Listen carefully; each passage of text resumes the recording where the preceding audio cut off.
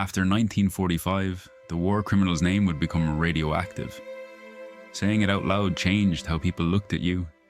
It altered conversations, it closed doors before they were ever opened. And yet, for his family, that name was not a symbol. It was a father, a husband, a past they could not erase, no matter how much the world wanted them to. This is not a story about innocence, and it is not a story about guilt alone. It is a story about what survives after history delivers its verdict, about how power evaporates, but consequences do not, about how a single life can cast a shadow long enough to reach people who never made a single decision themselves, and about the uncomfortable truth that sometimes justice punishes the dead, while the living are left to carry the weight.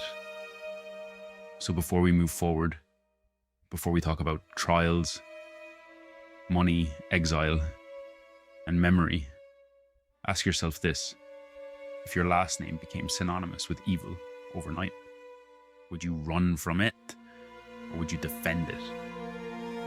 If you're drawn to stories that explore the hidden aftermath of history, the human cost that begins after the headlines fade, subscribe to the channel and support our work. It helps us keep digging into the stories most people never tell.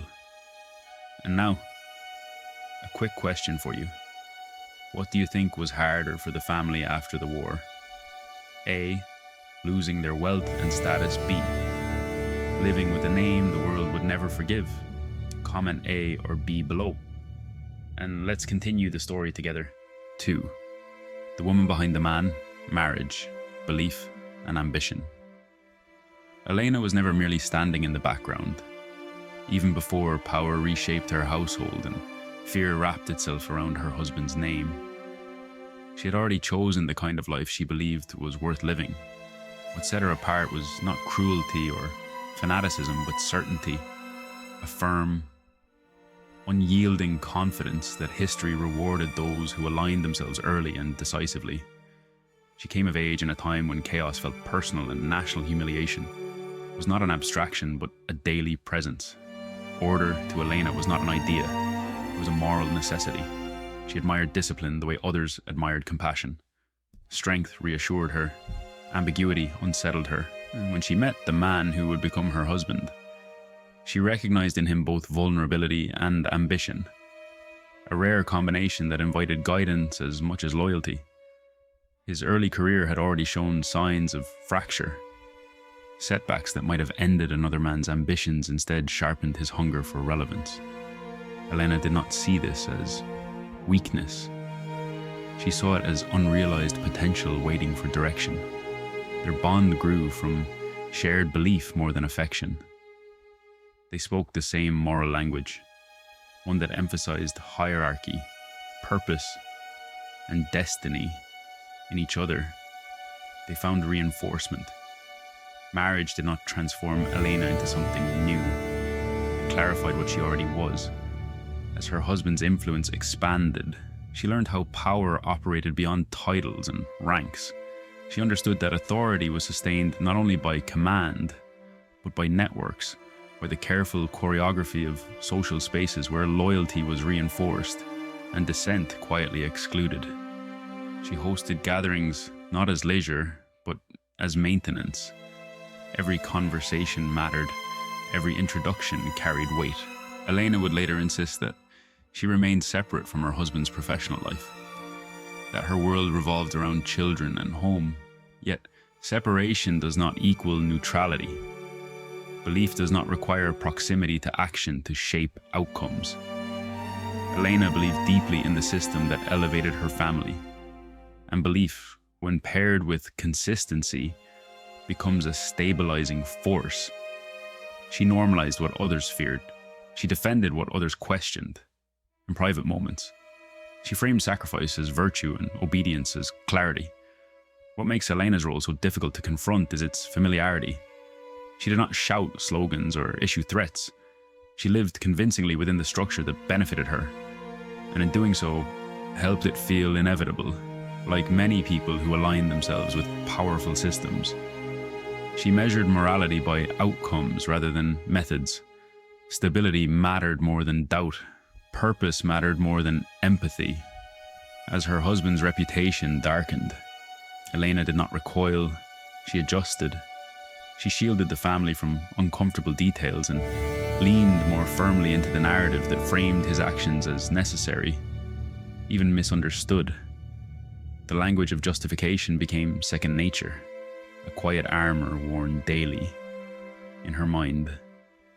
Loyalty was not blindness, it was strength. This was the foundation she carried into the years that followed. When the world that once rewarded her convictions collapsed, those convictions did not collapse with it. Elena's beliefs were not dependent on power for their existence. They had been formed long before the rise, and they would endure long after the fall. Understanding Elena does not require sympathy, but it demands honesty. She was not driven by hatred so much as by certainty. And history has shown, time and again, that certainty can be one of the most enduring and dangerous forces of all. Privilege does not always announce itself loudly. Sometimes it settles in quietly, like a heavy curtain drawn across the windows, softening the outside world until it feels distant and unreal. For Elena and her family, those years were lived inside such a curtain where fear existed, but always at arm's length. Their home, set amid carefully kept grounds and guarded by layers of authority, was designed to project calm. Mornings unfolded predictably. Meals were plentiful. The children played without hearing the sounds that defined life beyond the gates. From inside, the war felt abstract, filtered through conversations, reports, and assurances that order was being maintained by capable hands. Elena learned to live within that abstraction, and over time, it became normal. Visitors arrived frequently, officials, families, acquaintances bound together by rank and loyalty. Elena understood her role perfectly. She curated the atmosphere, ensuring that nothing disrupted the sense of stability the household depended on. Conversations avoided uncertainty. Doubt was unwelcome. When the topic of violence surfaced, it was framed as necessity, as burden, as sacrifice carried by others so that families like hers could remain untouched. Fear, when it appeared, was carefully controlled. It was something directed outward, never inward. The system Elena trusted promised protection in exchange for allegiance. And as long as the structure held, that promise seemed unbreakable. The privilege surrounding her did more than to provide comfort. It shaped perception. Distance dulled moral friction. Responsibility dissolved into abstraction. In 1945, power did not end with a trial or a verdict. It simply stopped answering. For Elena, the collapse came without ceremony. One day, doors still opened. The next, they did not. Authority that had once moved invisibly on her behalf evaporated, leaving behind a silence far more frightening than the gunfire. The assurances she had trusted for years, spoken calmly, confidently, and often, proved fragile when the system that supported them disappeared. As the war drew to a close, reality began to intrude in ways Elena had never experienced. Orders were no longer clear. Allies no longer returned messages. The protective layers that once surrounded her family peeled away one by one. Rumors replaced certainty. Fear, once distant, moved closer not as an abstract concept, but as a daily presence. The decision to flee was not dramatic. It was practical. Elena gathered what could be carried, leaving behind possessions that had once symbolized permanence. There was no time to preserve dignity. Survival demanded efficiency, not reflection. With her children close, she moved through a landscape crowded with other displaced families, all stripped of status, all suddenly equal in their uncertainty. For the first time, Elena experienced what it meant to be anonymous. Her name no longer opened doors, it closed them. Conversations stalled when it was spoken. Eyes lingered, searching for recognition or blame. She learned quickly that the past did not need to be discussed to be understood. It followed her anyway. Settling temporarily in a small town near Salzburg, Elena confronted a new reality. Food was rationed, housing was shared. Decisions were no longer hers to make. She stood in lines. She waited. She listened to instructions delivered without deference. These were not humiliations in the theatrical sense. They were quieter, more corrosive. They reshaped how she saw herself. The children felt the change differently. Accustomed to stability, they now navigated a world where caution replaced confidence. Schoolyards became places of careful silence. Questions about their family went unanswered, not out of ignorance, but necessity. Elena watched them closely, aware that whatever she said or did not say would shape how they carried the weight of their name. This period demanded adaptation rather than explanation. Elena did not confess or apologize. She endured in her mind. Survival was not an admission of guilt. It was a responsibility. She focused on practical tasks, rebuilding routines wherever possible, anchoring her family to structure in a world that had lost it. What made this fall so profound was not the loss of wealth or comfort, but the loss of control. Elena had once believed history moved in predictable patterns, guided by strength and resolve. Now it felt arbitrary, driven by forces she could no longer influence. The certainty that had defined her earlier life gave way to vigilance. Yet even in this stripped-down existence, Elena did not abandon her inner framework. She adapted outwardly while holding inwardly to the beliefs that had guided her rise. Power had vanished, but conviction remained. The fall from privilege forced her to confront vulnerability, but not doubt. 1945 did not end Elena's story. It reset it. From that moment forward, life would be measured not by status, but by endurance. And endurance, she understood instinctively, required holding on to identity, to memory, to the version of herself that believed she had chosen the right side of history, even as history itself moved on without her. Judgment arrived for Elena not with shouts or accusations, but with paperwork, narrow rooms, and men who asked questions without raising their voices. This was not the reckoning she had imagined during the war. There were no crowds, no moral declarations, no dramatic confrontations. Instead, there were files spread across tables and a process that reduced lives to categories. She was summoned again and again to hearings designed to determine what kind of person she was allowed to be in the new Germany. The questions followed a familiar pattern. When did you join? What did you believe? What did you know? Elena answered carefully, not defensively, but with the confidence of someone who believed that precision mattered. She acknowledged her early political alignment. She did not deny her marriage, but she drew a firm boundary around action. Belief, she argued, was not the same as responsibility. The panels listened. They compared testimonies. They weighed timelines. Elena's life was examined not as a moral story, but as a case. The language was clinical. Terms like degree of involvement and personal benefit replaced words like guilt or complicity. What mattered was not how history remembered her husband, but where Elena herself could be placed within a bureaucratic framework built to move society forward without tearing it apart. She presented herself as a woman shaped by her time, loyal to her family, focused on survival after the collapse. She emphasized domestic life, motherhood, displacement. She did not express remorse, but neither did she provoke. This balance was deliberate. Elena understood that in this new world, restraint was a form of intelligence. When the decision came, it was both a relief and a sentence. She was classified as a follower rather than an active participant. The ruling spared her severe punishment. It allowed her to work, to travel, to rebuild a life under the law. Yet it also fixed her identity in an official record, one that would follow her quietly, without ever fully closing the past. Public reaction was muted but uneasy. For many, the distinction felt unsatisfying. How could proximity to power be separated so neatly from its consequences? How could belief be acknowledged without weight? These questions lingered, unresolved, in the spaces between legal definitions and moral memory.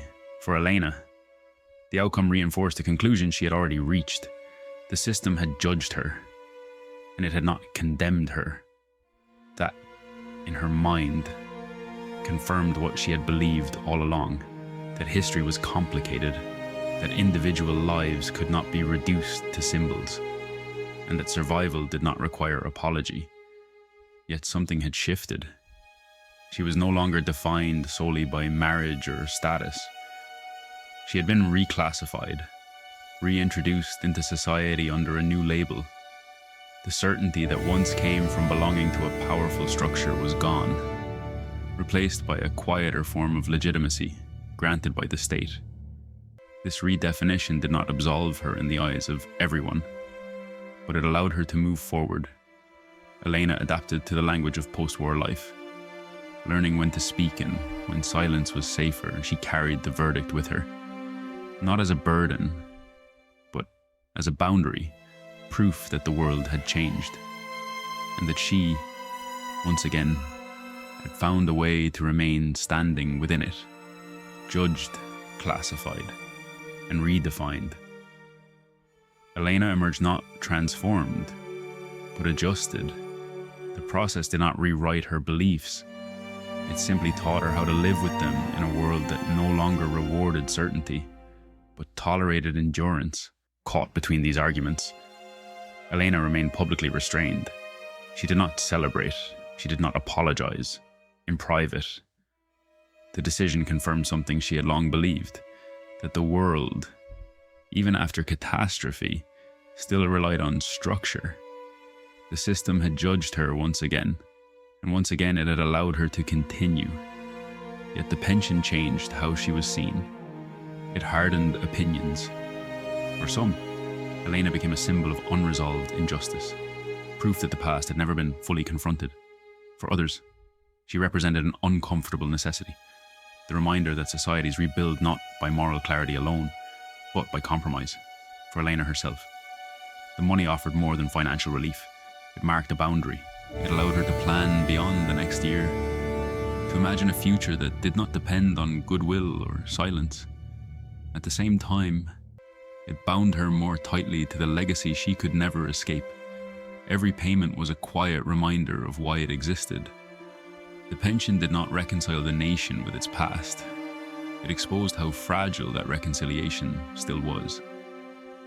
In choosing law over memory, the court forced the public to confront the truth many preferred to avoid, that rebuilding after catastrophe often means living with outcomes that feel incomplete.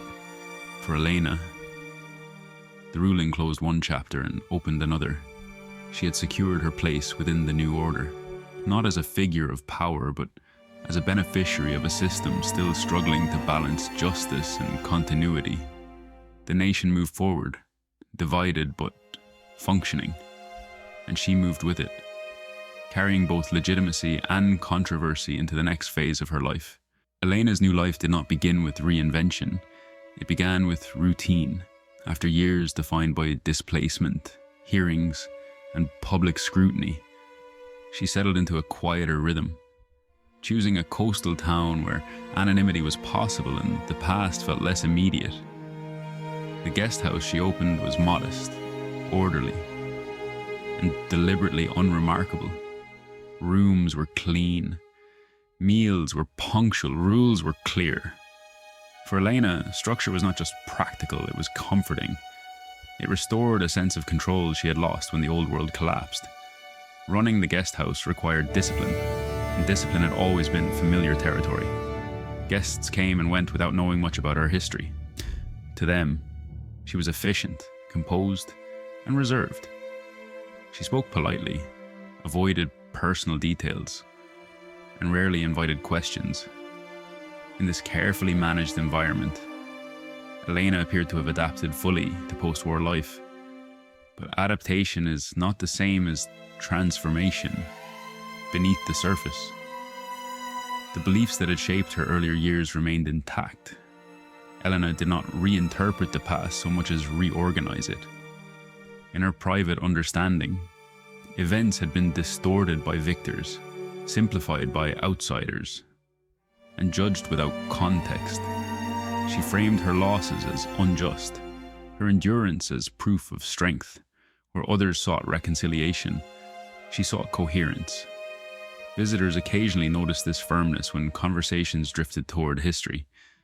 Elena did not argue loudly or aggressively. Instead, she corrected gently, reframed carefully, and redirected discussions toward personal memories rather than collective responsibility. She spoke of loyalty, of sacrifice, of how easily complexity was erased by moral certainty.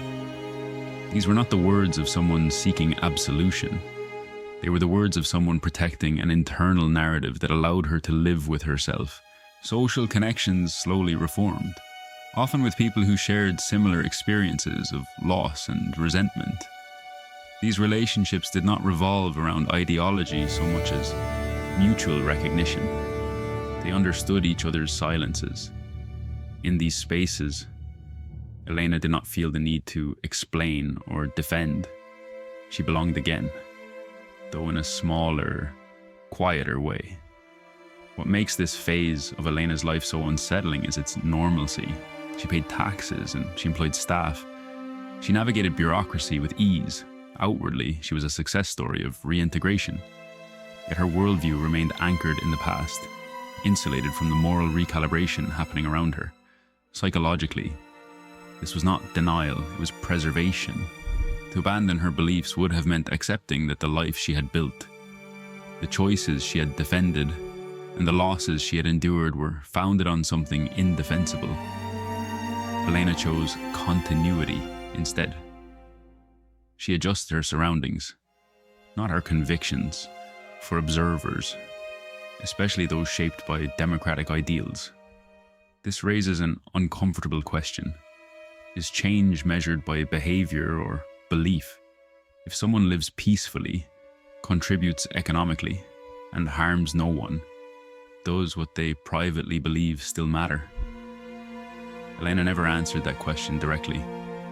She simply lived as if she already had. Her new life was stable, self-sufficient, and outwardly unremarkable.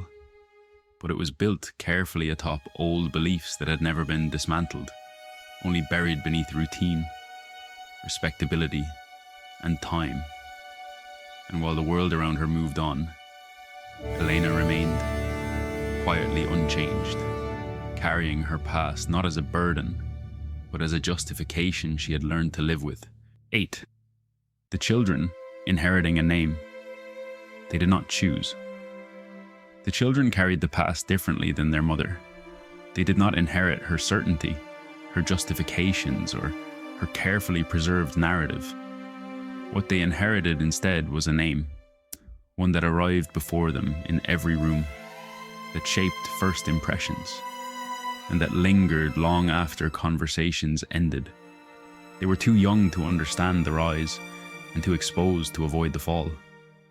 Their earliest memories were not of ideology or power, but of sudden departures, lowered voices, and the tension that followed introductions. While Elena navigated hearings and rebuilt stability, her children learned something far more intimate, how silence could be a form of protection. One of them never reached adulthood. His death, sudden and senseless, occurred before the war had fully released its grip on Europe. For Elena, it was a personal tragedy layered onto collective collapse. For the surviving children, it became a quiet marker of how fragile life had always been. Even during the years that once appeared secure, the others grew up cautious. School was not a refuge, but a place of vigilance. Questions about their family were unavoidable, yet rarely answered. Teachers hesitated. Other parents kept distance. Friendships formed slowly, if at all. The children learned early that curiosity could turn hostile without warning, that their surname carried a weight no explanation could lift.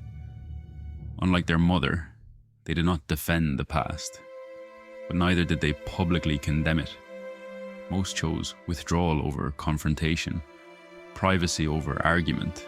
As adults, they pursued ordinary paths, technical work, small businesses, quiet lives designed to avoid attention. They declined interviews, they avoided public debates, not out of agreement or denial, but out of exhaustion. What made their burden unique was its permanence. You can distance yourself from beliefs, you can reject ideologies, but a name does not disappear. It follows you through paperwork, through background checks, and through whispered recognition. It introduces you before you speak, and no matter how carefully you live, it demands an accounting you did not choose. As parents themselves, they face questions their own childhood had never prepared them for. How do you explain a grandfather the world has already judged? How do you teach responsibility without inheritance of guilt? How do you acknowledge history without letting it define your children's future? There were no manuals for this, only instincts. Most chose restraint. They spoke little of the past, not to erase it, but to keep it from consuming the present. In this way, they broke from Elena more than she may have realized. Where she preserved belief, they preserved distance, yet even distance had limits. On rare occasions, attempts to engage with history, restoring old properties, acknowledging family origins, sparked public backlash. Each reminder reinforced the same truth. The past was not finished with them, even if they were finished with it. For the children, survival did not mean justification or defense. It meant normalcy. It meant waking up each day determined to be defined by choices rather than inheritance. Their lives were not dramatic. They were not redemptive narratives. They were quiet negotiations with a history that refused to stay buried. They did not choose the name they carried, but they chose how to live with it, carefully, privately, and always aware that some legacies cannot be escaped, only endured. When the noise finally faded, what remained was not closure, but quiet. Elena did not leave the world with a final statement or a public reckoning. There were no crowds at her passing, no renewed debates, no dramatic reassessments. By the time she died, the headlines had long moved on. The trials were history. The arguments had grown tired, and yet the questions she embodied had never fully settled. Her final years unfolded without spectacle. The routines she had built carried her forward, the same measured pace, the same controlled interactions, the same carefully maintained distance between herself and the past she refused to renegotiate. To the outside world, she was an aging woman who had survived extraordinary times. To herself, she was someone who had endured, who had been tested by history and had not broken. Elena never publicly revised her beliefs. She did not confess, nor did she celebrate. What she left behind was not repentance or defiance, but consistency in her own mind. The story of her life had already been resolved. The world's judgment, however loud it once was, no longer demanded a response after her death. The weight of memory shifted almost imperceptibly to her children. They did not inherit her certainty, only the unresolved space she left behind. Their lives continued quietly, shaped by restraint rather than ideology. They were not symbols of redemption, nor were they emblems of guilt. They were simply people, navigating the long echo of a history they did not choose but could never fully escape. What remained, in the end, was not a verdict but attention, a reminder that history does not always conclude with moral clarity, that some lives exist in the margins between responsibility and survival, between belief and consequence. Elena's story offered no comfort, no satisfying resolution. It resisted simplification.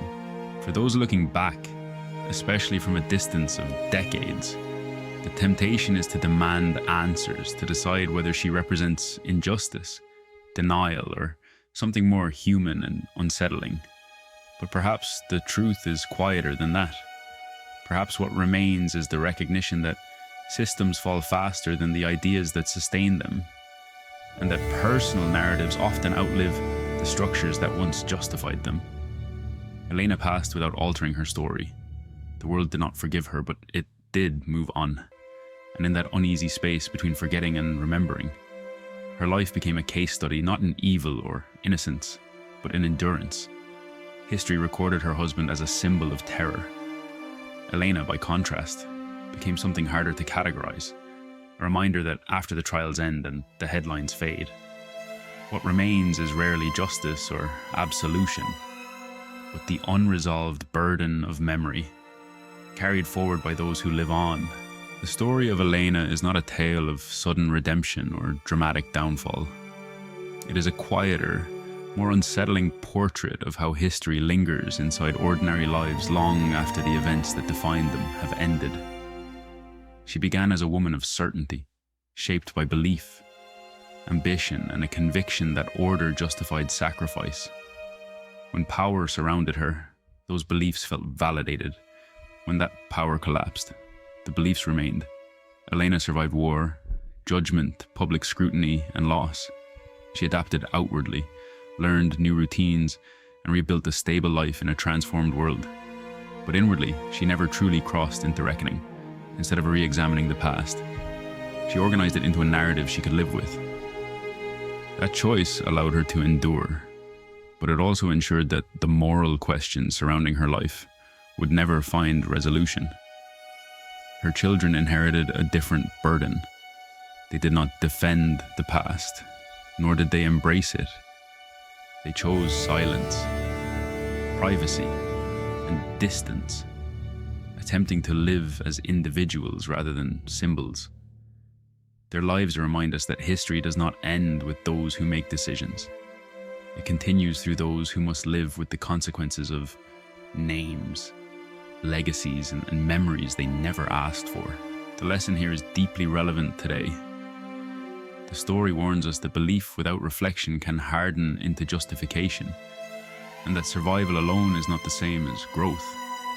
In our own lives, whether in careers, politics, or as personal relationships, we are often tempted to protect narratives that make us comfortable, rather than confront truths that challenge us.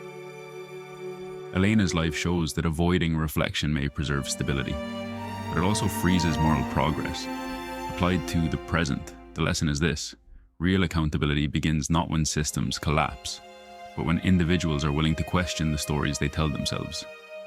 Growth requires discomfort, reflection requires humility, and legacy is shaped not just by what we survive, but by what we are willing to examine honestly. Quick question for you. What do you think matters more in the long run? A. Survival and stability. B. Reflection and moral accountability. Comment A or B below. And what's your perspective on Elena's story? Was endurance enough? Or was something essential missing? Share your thoughts in the comments so everyone can learn from different viewpoints. If you value thoughtful, in-depth historical storytelling like this, subscribe to the channel and support us so we can continue bringing you powerful stories that still matter today.